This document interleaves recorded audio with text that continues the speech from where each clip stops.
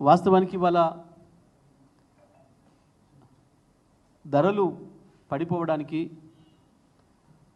రైతాంగం నష్టపోవడానికి కారణం రాష్ట్ర ప్రభుత్వంలో ఉన్న పెద్దలే, మంత్రులే.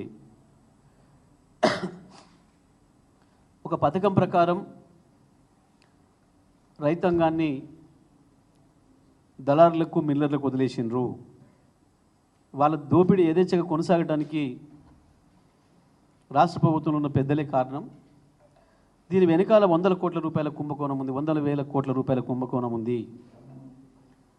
రాష్ట్ర రైతాంగానికి విజ్ఞప్తి చేస్తున్నా నేను, రైతు సోదరులారా, మీరు నష్టపోతున్నది, మీరు దోపిడీకి గురవుతున్నది యథాలాపంగా జరగటం లేదు. రాష్ట్ర ప్రభుత్వంలోనే ఉన్న కొంతమంది మంత్రులు దళారుల దగ్గర, మిల్లర్ల దగ్గర వందల కోట్ల రూపాయలు వసూలు చేసి మిమ్మల్ని అందరినీ కూడా వాళ్ళకి కషాయుడి చేతికి గొర్రెనిచ్చిన పద్ధతుల్లో వాళ్ళకి అప్పచెప్పినరు. మా దగ్గర అన్ని ఆధారాలు ఉన్నాయి. పత్తి కావచ్చు, వరి ధాన్యం కావచ్చు.